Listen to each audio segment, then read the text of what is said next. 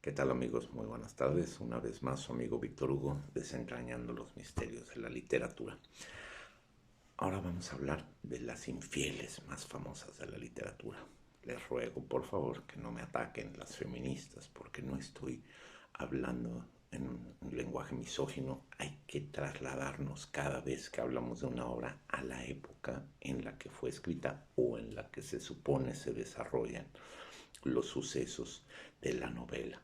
Y estamos hablando de obras de 1857 en el caso de Madame Bovary de Gustave Flaubert y en 1875 en el caso de Ana Karenina de León Tolstoy.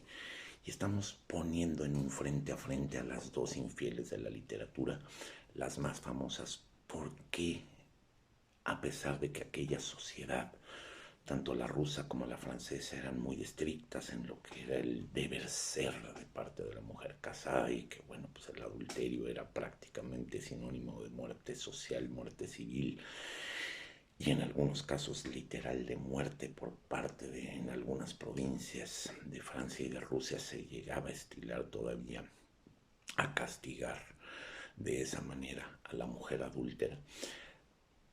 Vamos a hacer este análisis. ¿Por qué? Porque Madame Bovary, Emma Bovary, es cuál es la causa que la lleva a ser infiel y cuál es la causa de Ana Karenina, cuando ambas parecía que tenían el matrimonio perfecto y era un logro en sociedad y eran mujeres cuidadas ambas y amadas por sus maridos.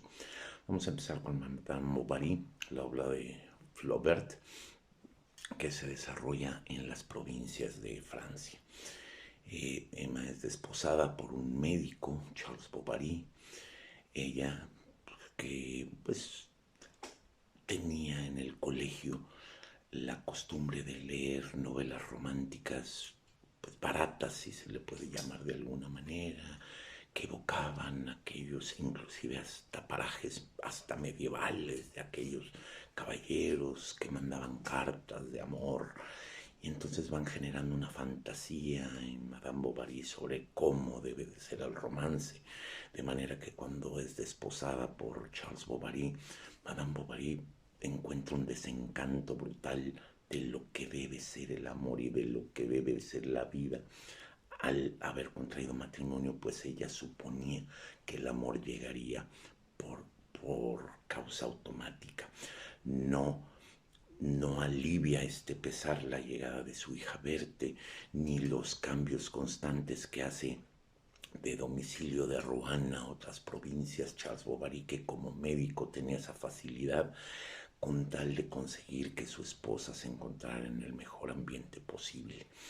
Y bueno, con aquella compulsa que tenía ella por la literatura romántica y por la compra de vestidos, que termina siendo una ruina para la familia Bovary, porque a la postre estas deudas van increciendo hasta que son embargados y todo esto, pero previo a que suceda esta tragedia económica viene la tragedia romántica, porque el increíblemente aburrido Charles Bovary, por más que intenta salirse de su esquema, pues es un hombre acostumbrado a la rutina, a desayunar a cierta hora, a llegar a cierta hora y que la comida esté lista y sus horarios de trabajo perfectamente establecidos, lo cual causa un desencanto a, a Madame Bovary, que llega un momento en que la poca vida social pues era presa de cualquier galán, fuera concupiscente o no, fuera un seductor experimentado o no, y en este caso conoce a León Dupois,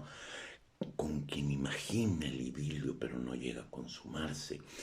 Después conoce a Rudolf. Rudolf es, este sí es un seductor ya concupiscente, consumado, pero al verla tan frágil le bastan un par de frases para comenzar el idilio.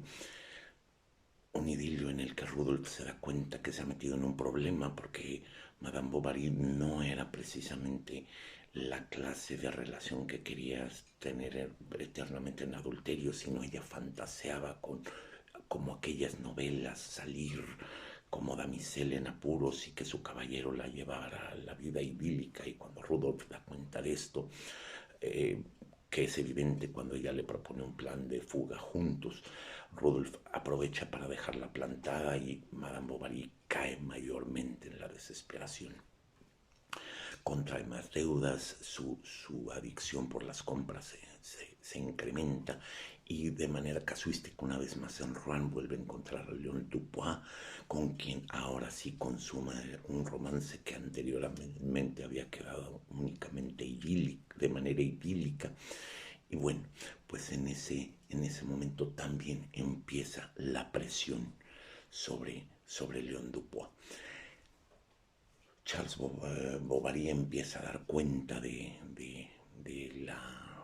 la situación que acontece con su esposa, pero su esposa ya es cada vez más el desprecio marcado que le tiene un hombre aburrido, al que ahora inclusive ya ve feo, describe Flaubert, que ya es con las orejas grandes, los ojos feos, un hombre que pues cuando lo desposó parecería el hombre ideal. Y vamos a poner aquí una pausa, vamos a trasladarnos tantito a Ana Karenina de León Tolstoy, que se sucede, empieza en San Petersburgo. Ana Karenina se traslada a Moscú a tratar de salvar el matrimonio de su hermano, quien había cometido adulterio con la institutriz. Ella intercede con la cuñada a fin de tratar de salvarla. Ella casada con Alexander Karenin, pues parecería que tiene la vida ideal, y a diferencia de Madame Bovary, que es obscura, que está metida en sus lecturas, Ana Karenina es una persona resplandeciente, adorada por todo el mundo. Toda la sociedad moscovita se vuelve loco con su belleza, no solo física, sino con su belleza presencial, con su don de palabra y con esa actitud ciertamente infantil y seductora al mismo tiempo. Puede ser retratada Ana Karenina como la mujer más bella que ha existido en la literatura universal, y se lo vamos a conceder a León Tolstoy porque en una acepción personal creo que así es. De manera casuística conoce a Gronsky. Gronsky no es un galán consumado, pero él también corresponde a esa atracción física que existe con Ana Karenina. Empieza una relación extraordinariamente pasional, es un amor consumado, a pesar de que pues el hijo de Ana Karenina se había convertido en su centro, y ella era buena madre, era muy buena esposa, era muy buena persona desenvuelta en sociedad, y obviamente aquella relación extramarital le supondría la muerte civil y un desprecio total de la sociedad moscovita. Pero aquí ella es plenamente correspondida por parte de Gronsky.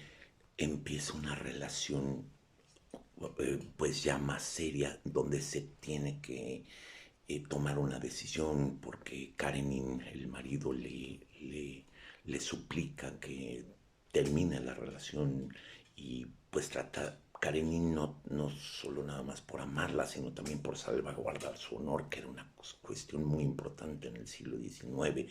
Él no quiere que la sociedad se entere, y entiende que sería un demérito mucho mayor que divorciarse de Ana Karenina y que se supiera la causa de esto.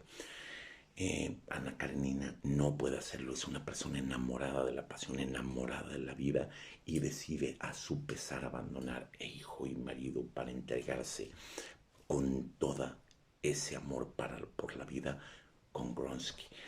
Pero pues descubre ya en el día a día que Gronsky, a pesar de que sí la amaba, ya el día a día empieza a ser pesado para ellas, pues no solo viene la muerte civil para Ana Karenina, sino inclusive el propio Gronsky empieza a sufrir un poquito los efectos de la muerte civil que le da la sociedad moscovita.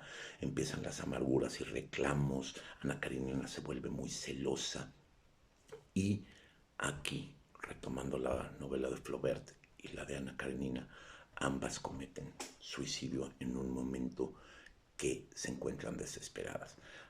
Madame Bovary por las deudas, por el aburrimiento extremo, por dar cuenta que la vida no es como las novelas que había leído. En un paraje de su suicidio con arsénico, es el momento cumbre de Madame Bovary, porque por fin cuando se está suicidando se siente aquella protagonista de las novelas que había leído, hasta que el arsénico empieza a hacer efecto y ya da cuenta del error que había cometido al acabar con su vida, y empieza una lucha incesante ya perdida por recuperar aquello que había perdido, y muere. Ana Karenina también recurre al suicidio, pero por un momento de desesperación al ver que todas las pasiones y todo lo que había entregado a la vida era insuficiente para alcanzar aquella dicha plena que tanto había buscado, y se arroja a las vías del tren. Esto nos lleva a un análisis. ¿Son iguales? No, no pueden ser más distintas, Madame Bovary. Madame Bovary fue infiel por aburrimiento. Ana Karenina fue infiel por amor a la vida. Ambas son grandes protagonistas de la literatura universal. No se puede nada más tachar por infieles. Ambas novelas son muy ricas en cuanto a lo que es la estructura, en lo que es los relatos y la composición de todos los integrantes del relato. Los invito a leerlo. Creo que les voy a sugerir primero que lean Madame Bovary y luego se enamoren plenamente de Ana Karenina. Muchísimas gracias, amigos. Les mando un abrazo.